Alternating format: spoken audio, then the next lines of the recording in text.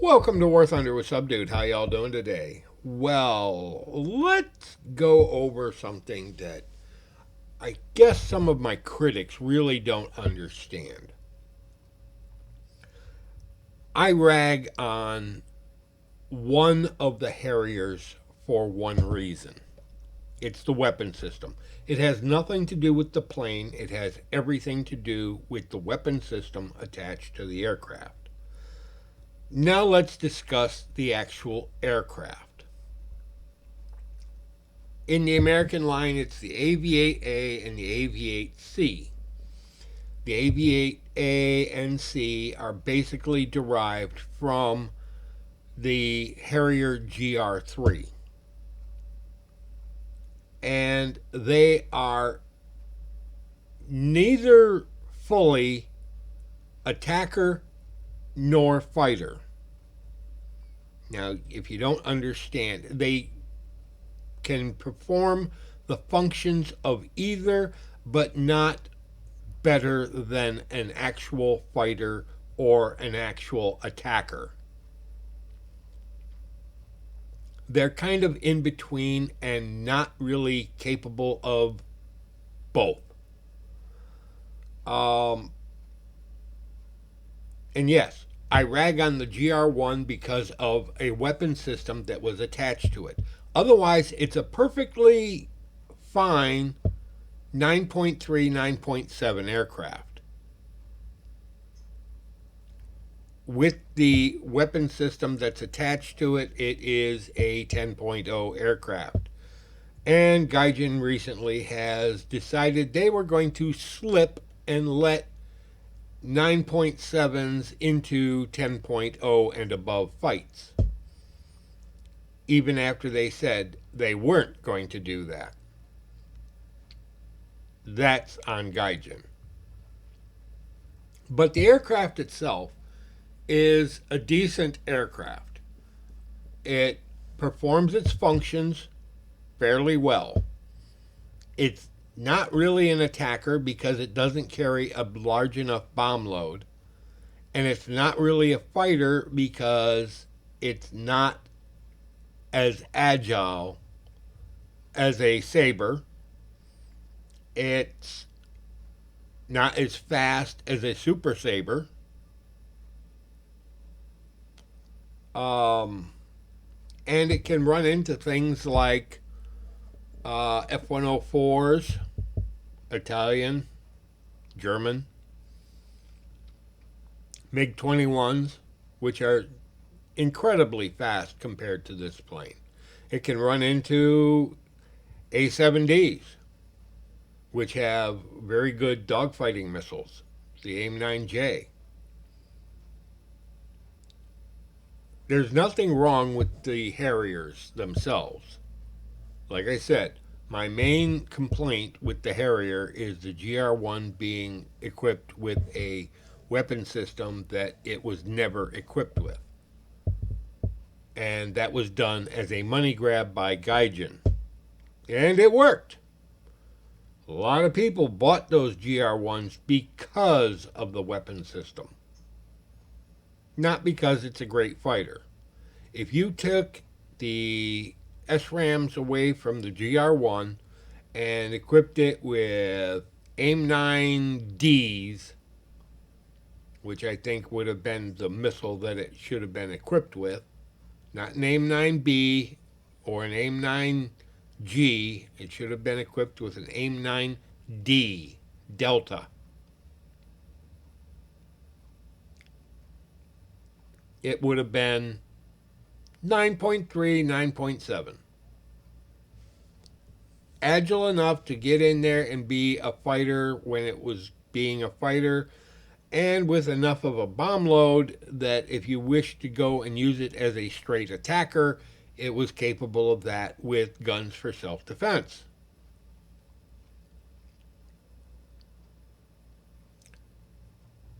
But like I said, the Harrier it's kind of that in between. It's not a jack of all trades because it really can't do some things. And it's definitely not the master of all. So it's the master of none. Um, is it a good plane? Yeah, I have fun flying it. And I don't fly it in combat because I'm not a fighter pilot. I do not play fighter very well. I play attacker, and this plane does not carry enough ordnance for me to bother with it as an attacker. I mean, let's take a look at the bomb loads or the weapons loads.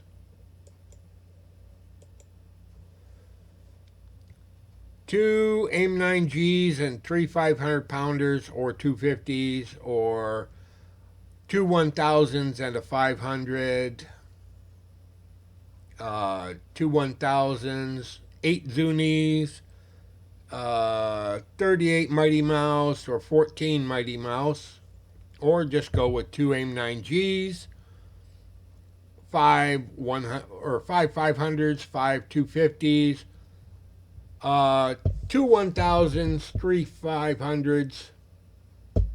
You get the idea. Excuse me.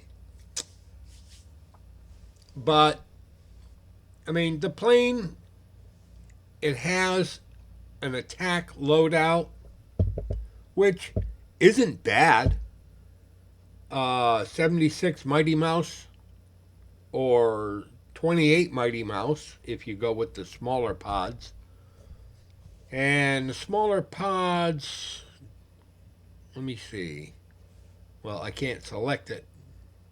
If I select it, you don't lose as much speed. The larger pods, you lose a little more speed. The Zunis, it's in between.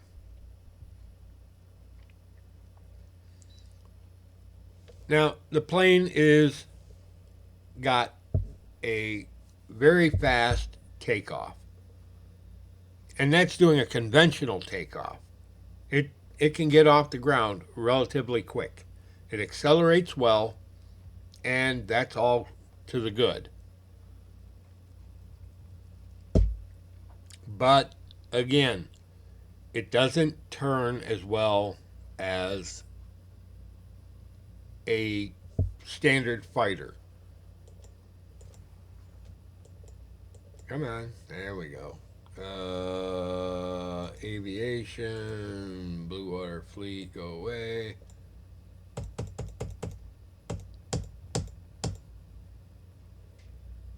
Let's take a Sabre F2.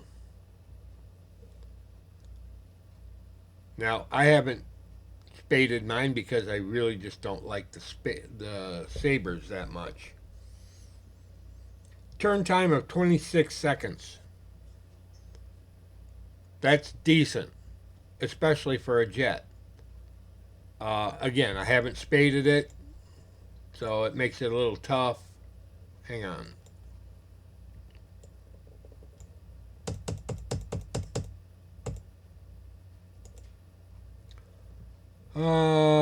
Where are you?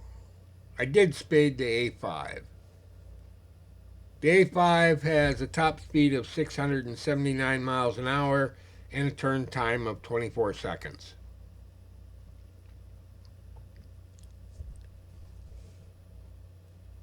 The AV8C has a top speed of 708 and a turn time of 33.5 seconds, which is further hampered by the weapons load.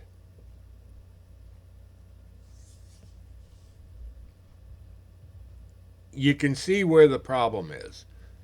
It cannot maneuver with a Sabre, but it can maneuver quite well with a A7D. And as nice as the A4Es are, it can outmaneuver the A4Es and the A4Bs, for that matter. It's halfway between both of them, although it has more engine thrust and is able to go faster and accelerate quicker than any of these planes.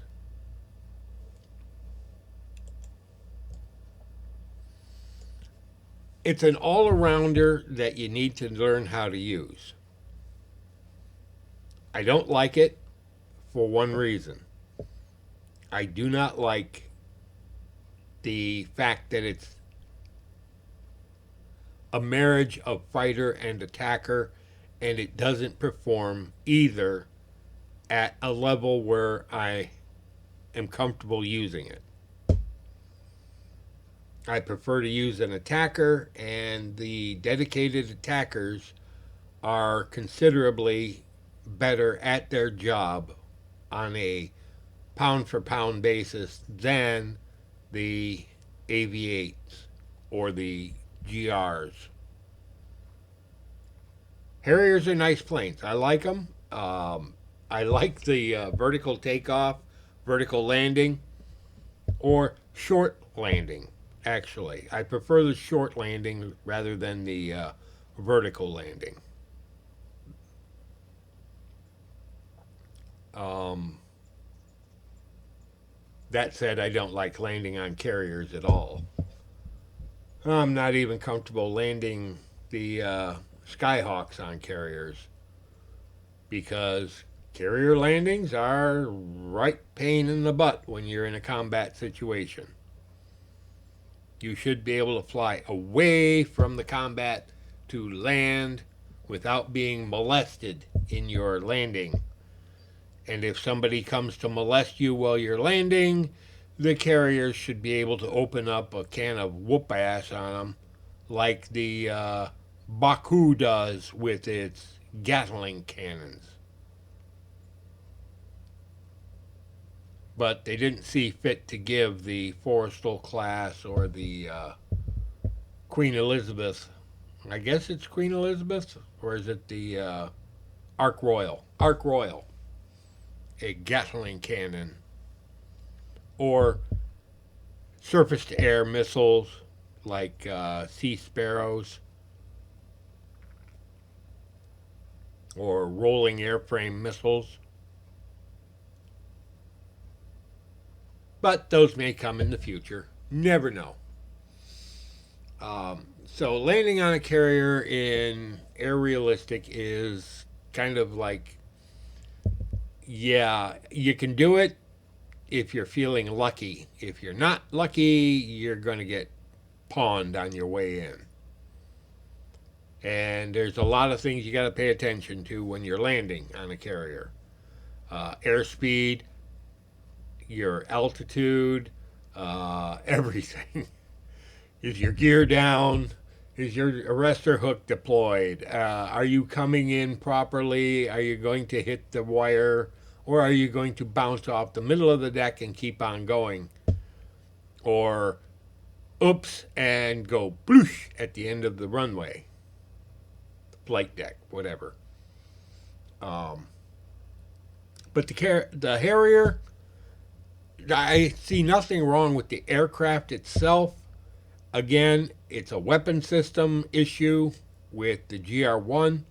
Other than that, I see nothing wrong with them other than the fact that they are halfway between a fighter and an attacker, and they really aren't good at either. You get the Harrier GR3s out there with two sidewinders and their 25 or 20 millimeter, 30 millimeter cannons. I keep wanting to say the 25 millimeter because that's what the AV8B has. The Bravo modification is also the Harrier 2, I guess you would call it in British service. But it's got a 25 millimeter Gatling gun, which I think would be a superior weapon for these aircraft. Other than that, that's about all I've got. This is Subdude signing off. Y'all have a pleasant today, a better tomorrow. We'll catch you in the sky in air realistic. And for you Harrier drivers, you're actually flying an attacker that can double as a fighter. So be forewarned. I see so many AV8s going out to fly and just dying. And it's not funny. Take care, folks. Subdued out.